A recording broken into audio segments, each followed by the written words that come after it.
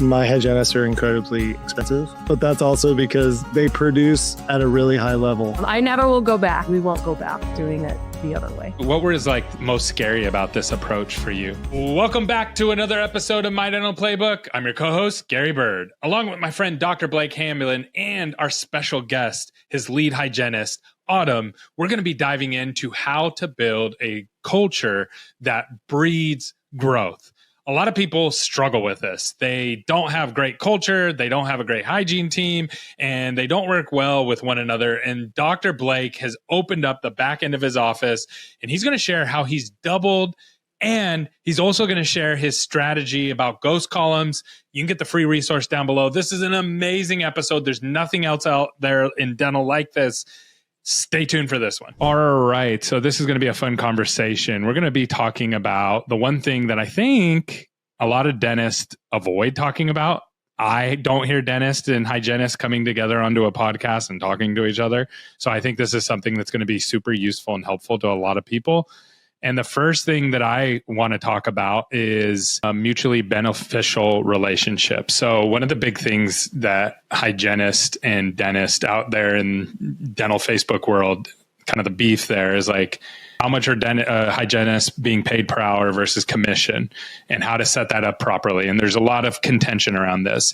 How, Dr. Blake, I would love for you to break down how you guys have solved this at your guys' office. And I would love to learn from you, Autumn, kind of how you see it and how you work through it from a hygienist point of view. Yeah. So I'll first start with, we love hygienists in our office. And if you're in Houston and you'd like to work in an office that supports you, we are always looking for great team members to join our team. But I think it's really a disservice to our industry, the current situation that is prevalent in dentistry between hygienists and doctors. I think there is very much a way for both parties to live synergistically and feel like they're both having success. The big problem and the elephant in the room is that insurance reimbursements are standing in the way of what doctors can afford to pay hygienists and what hygienists are wanting to make on an hourly rate. And so what we found to be really helpful is, number one, the hygienists understanding that they're no longer plaque pickers, but they're actually like mid-level providers. They're serving the patient in a way that the dentists, frankly, I'm unqualified at this point in my career. Like, I haven't cleaned teeth in, I don't know, like 5 years now. So like, Autumn's going to do much better cleaning teeth than I am. And frankly, even just understanding exactly where the patient may be. And so we've empowered them to do that in our office. I also think that with that, they've also understood that as a provider in the office, there's other expectations for them outside of just being an hourly employee. And so in our office, Autumn and our other hygienists have an hourly base, which is not commiserate with the market. It's below market, but they have a commission bonus on top of that gets them well above whatever the hourly rate might be in your city. My hygienists are incredibly expensive, but that's also because exactly, they produce at a really high level. You're happy to pay them because of how they're producing, right? It's not because a lot of dentists are out there like, I'm paying the hygienist X. I'm not going to say a number because it's different all over the country, but X number of dollars per hour, and I'm not going to be able to make it as a business. And so they're not happy because of the output that they're getting, but you are happy with the output that you're getting. Yeah. So the general rule that you need to consider if you were to consider switching from an hourly hygiene compensation to even a commission or a hybrid, which is what we do, is you need to understand that a hygienist has got to produce about 3.3 times their pay. And so you've got to look and see, okay, with what you're doing now, is that even possible? Like in some offices, maybe not. But then I think we as dentists are very quick to say, well, we just can't do it. In our office, what we've said is like, how can we do it, right? So we implemented laser. We bought the microscope so that we can have better, more effective conversations about why laser would be helpful, or why seeing them 3 times a year instead of 2 times a year might be helpful for their health, why fluoride is beneficial for them. And so you can have adjunctive procedures that the hygienist can do and add value to the practice that sometimes maybe insurance isn't even part of, that now they can actually hit their hourly goal just by doing the laser, right?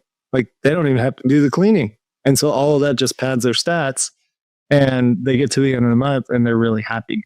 And so I wish that more dentists understood this, because I think it would create a really good environment for all the providers. That Before we move on to Autumn, I have one more question. What do you think that blocker is that's not allowing dentists to get over it? Is it literally the insurances and the way it's structured? Is that it? Yeah, and I get it. Like I have an incredible privilege of being on a network, and there's a lot of work that's gone into that. In fact, we were talking about that for the call, just how hard it is to be on a network and how, it's not for everybody.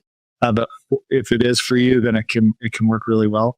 But it's just really hard to pay a hygienist 50, 60. I know in California, I've heard, or Oregon, I've heard like $85 an hour when the insurance is paying $40 for their cleaning, right? And so it's a real challenge. And so you've got to sit down and see, like, how do you change the script so that you can onboard the best of the best in your city? So Autumn, what are your thoughts on this and kind of how your office approaches it maybe versus how you've seen it approached before? So before I met Dr. Hamblin, I had always been on hourly. I've never done commission. I was nervous about it. I didn't want to do it. I had lots and lots of questions. I just wanted an hourly rate, but I took the leap, and I'm glad that I did, because I 110% am getting paid more now than I would just hourly somewhere else. I think there may be in the very beginning that I didn't, probably the very first paycheck that I didn't make bonus. And I'm not doing anything out of the ordinary. I'm just doing my job and I'm helping the patients the best that I can. And then it all comes with it. It's not, I don't know how else to explain it, except for when I did notice when I temped before I took this position, I felt like some hygienists were lazy. They were just there doing the motion every single day, where to me, the way that we get paid is very, very motivating. It also allows us to get out of our shells and give the patients the best care that we can as well, because he does give us the tools to be able to do that.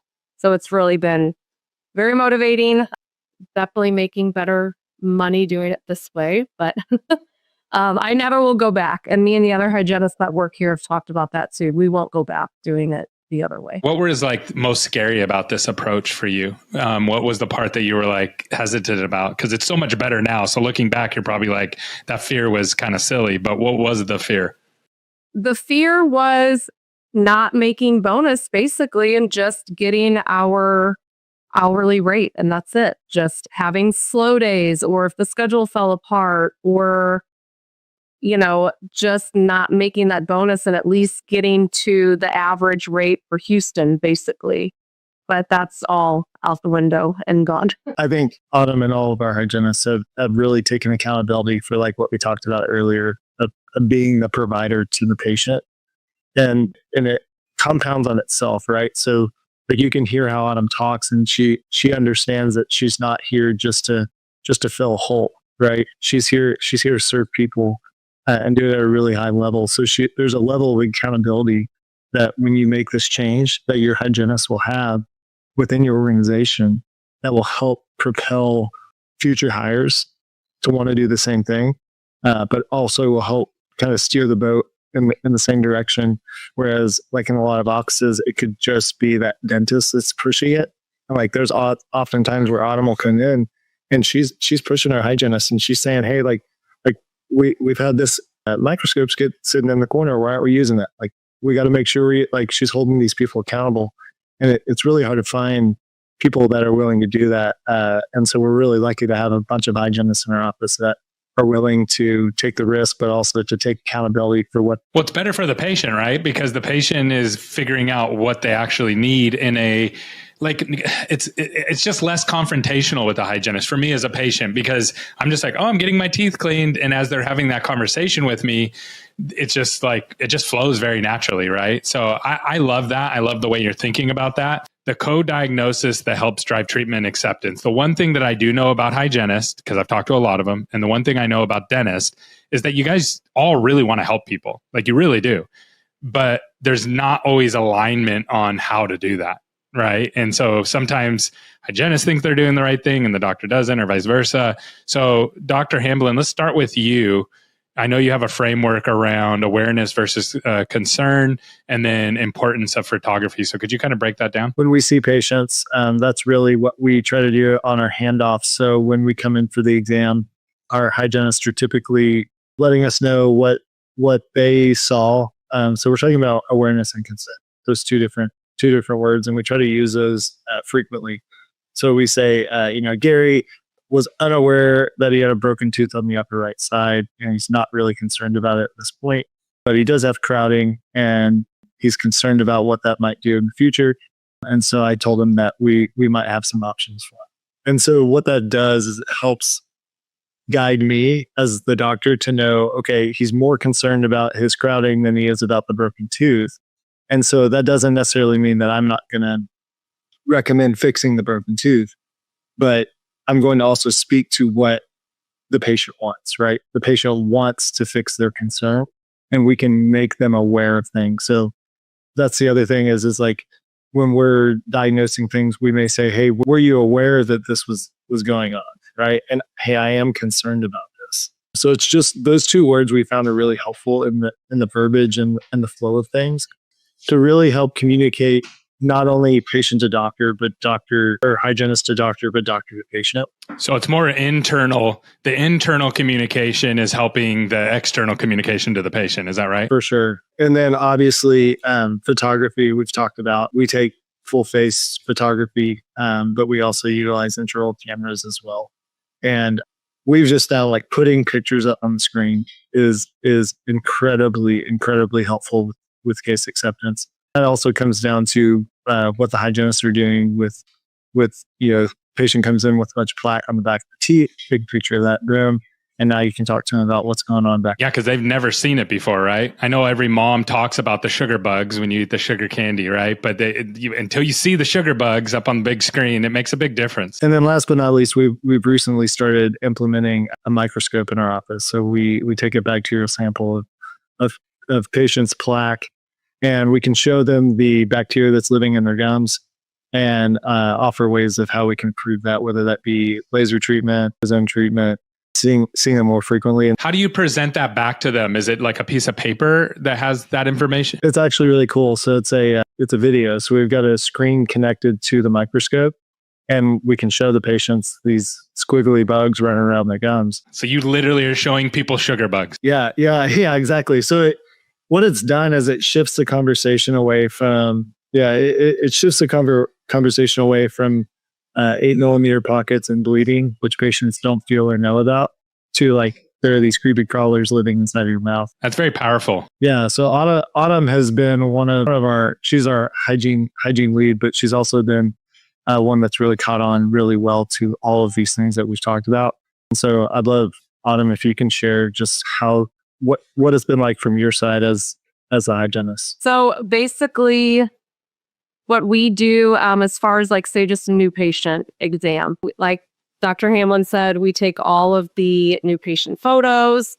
And once the doctor comes into the room, what we like to do is we have them on the big screen. So we stand in a triangle. We like to be in front of the patient. We're having a conversation to the patient, but also over the patient as well. And we talk about all the things on the screen. We talk about basically exactly piggyback off of what Dr. Hamblin said with the awareness and concern. So what is their biggest concern that they came in about? What are they aware that's going on? And basically tackle it from there. And then he'll just ask, all right, can I go ahead and lean you back and take a look at everything? But really having the huge TV screen in the room and having the photos up there, just a picture says 1,000 words. So have you ever practiced without the camera and the microscope and all those kind of things? And how was that? A lot more challenging. because another thing, like Dr. Hamblin said, they don't know about pocketing and bleeding, and to sit there and have to explain that to them, they don't understand that. It means nothing to them. Even just showing them a broken tooth, like having an intraoral camera is where I started. That was huge. So they have to see it. And that just, a picture says about his work. I want to talk a little bit about the KPIs that you track, Dr. Blake. Do you want to kick us off on that? And how do you set it up to help the hygienists grow both their numbers, like what Autumn said, she's growing financially, but also in their skill set? For sure. So the biggest KPI, and Autumn knows this, and she takes personal offense to this, is our hygiene reappointment rate.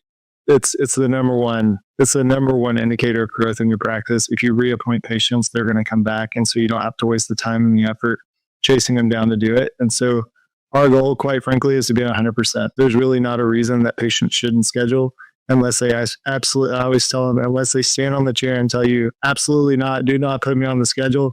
Just tell them, hey, I'm going to put you on the schedule. I don't want you to fall through the cracks. You're going to get a reminder in 6 months. If you need to change it, not a problem at all. And so that's the number one KPI that we track, but we also track other things. And I know some dentists may not like tracking numbers, but in our office, we talk about numbers as basically the scoreboard of how many people we've helped. And so we're tracking daily production and monthly production.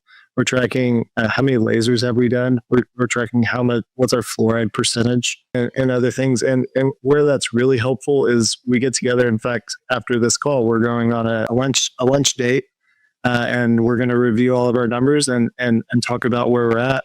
And I think we're going to Lupe Tortilla, get some fajitas. Yeah.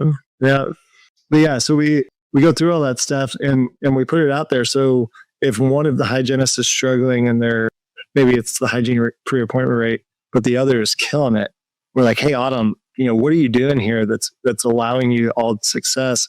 And then everybody kind of learns from each other. And so it's not a meeting in which we're sitting there and saying, why are you terrible at this? Why aren't you doing that? We're like, hey, how can we improve? It's someone else is able to make this work and they're doing the exact same thing as you.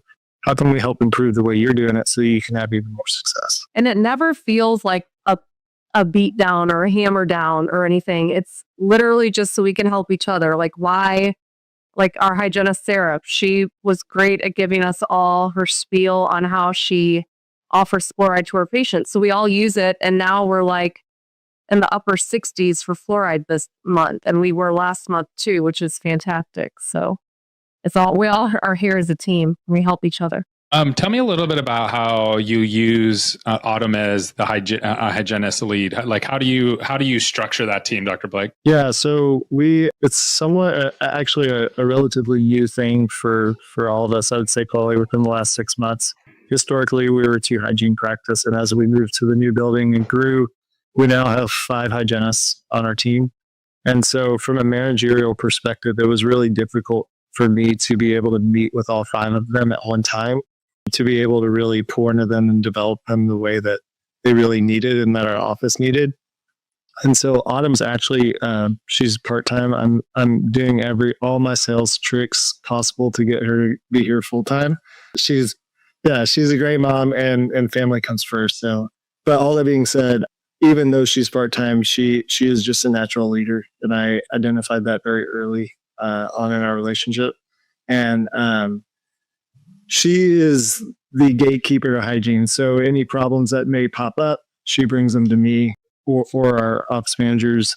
Any KPIs that maybe need to be tweaked or things like that, she's helping keep an eye on some things. So is she meeting with you once a week and then she meets with her team once a week, or how do you guys structure your one-on-ones? So right now, just because it's hard for us to connect because she's only here in a limited time, a lot of times it's via text and stuff like that. It's like, hey, I saw this, or I'm working on that, or I sent a text to the girls about this. And so it's really kind of unofficial. But for me, it's helped a lot just because it takes a lot of that pressure and managerial stress off of me, to where Autumn's able and willing to have those conversations and have a pulse on what's going on. We as doctors kind of all know that there are things that go on in our practice that we just don't know about. And so it's nice to have in different areas of the practice to have different leaders that people trust and care for, but also are willing to hold people accountable with love and compassion and all that stuff that people respect. And so Autumn's done really, really well with that. Autumn, so tell me a little bit about your role. I think this is a new role for you, so something that you had to step into. Could you tell me a little bit about that and some of the good stuff and some of the bad stuff along the way that you've had to work through? So first, when he asked me if I would do this, I said, "Are you sure?"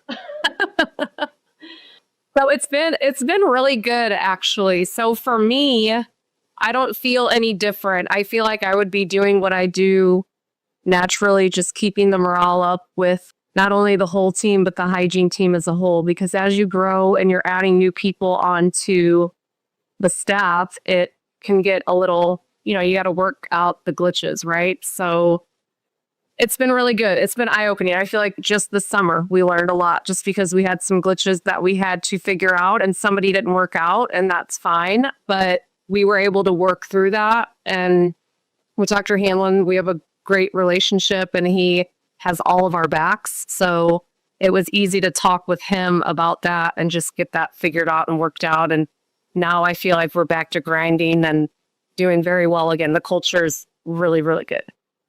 And we have a text thread. So me and the girls have our own text thread. It's all positive. We talk all the time. I'm not here all the time, but we talk every day.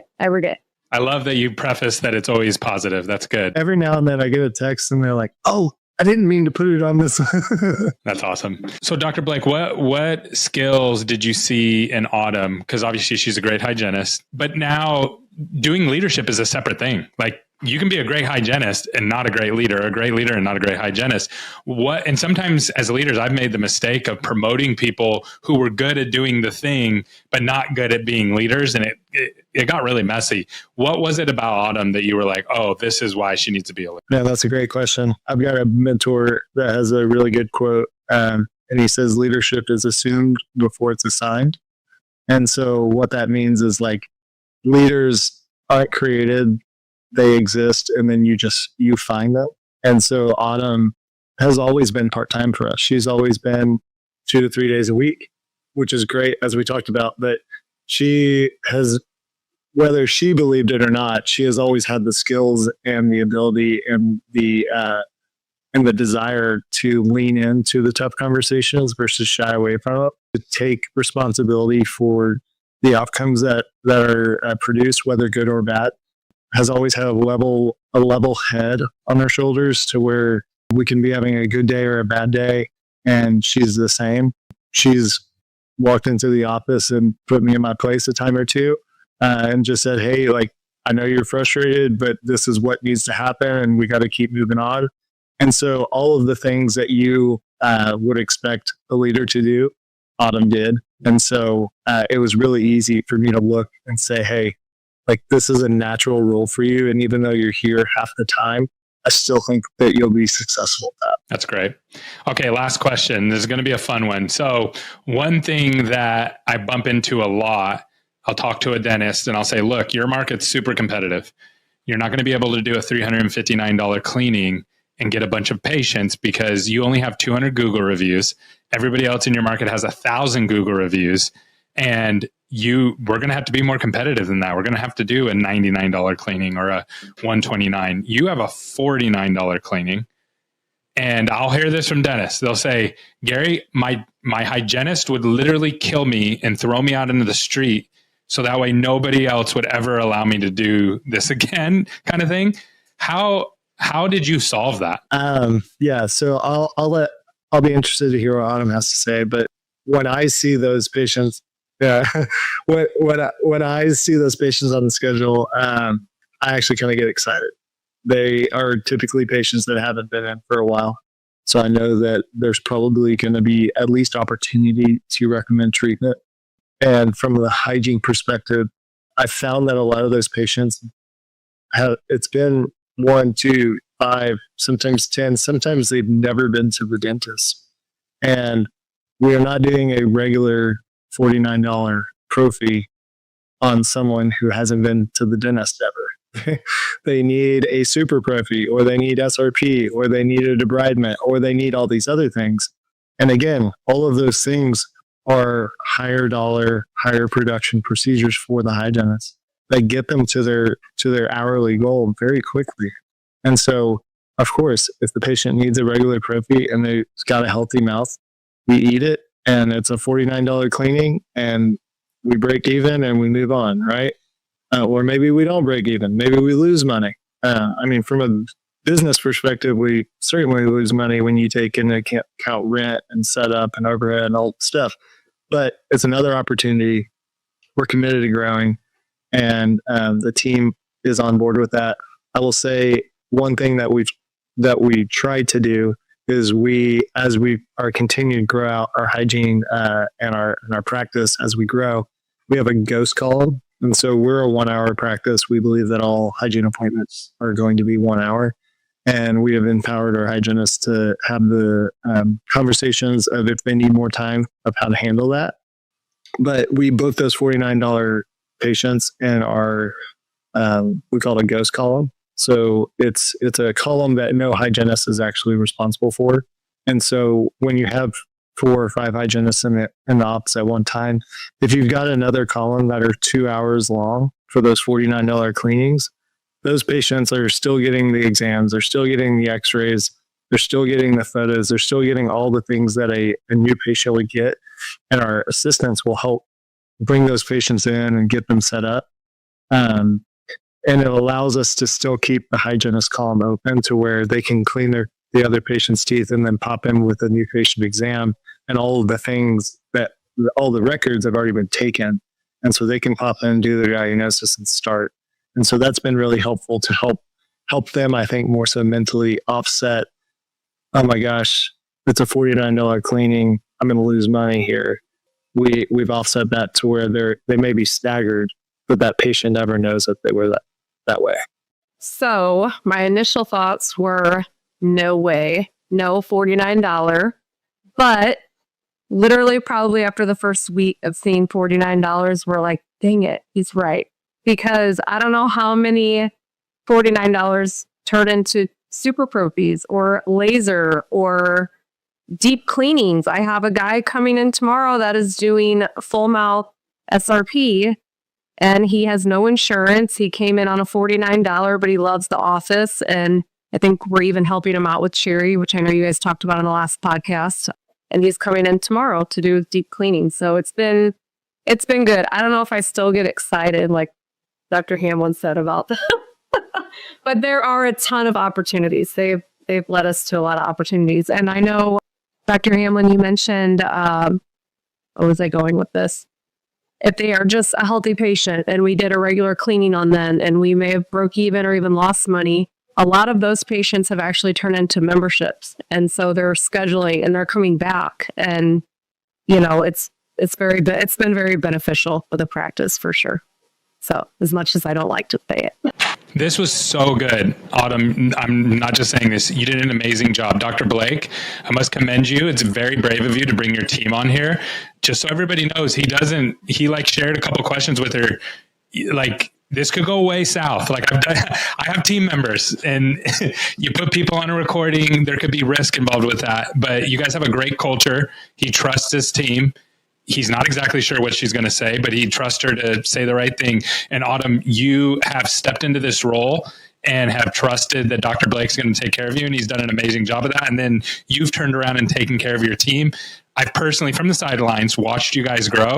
It's been amazing, and I'm very, very impressed just watching you guys and just getting to come along with you guys. So wonderful job today. And I did tell her that if she said anything bad, that I was going to make her pay for lunch. Yeah, no. Dad paid for lunch today. Great job, guys. Thanks for tackling this hard. This is a hard subject. This whole thing is a hard one. So I appreciate you guys tackling it and doing it with such grace. You guys did a wonderful job. Thanks, Gary.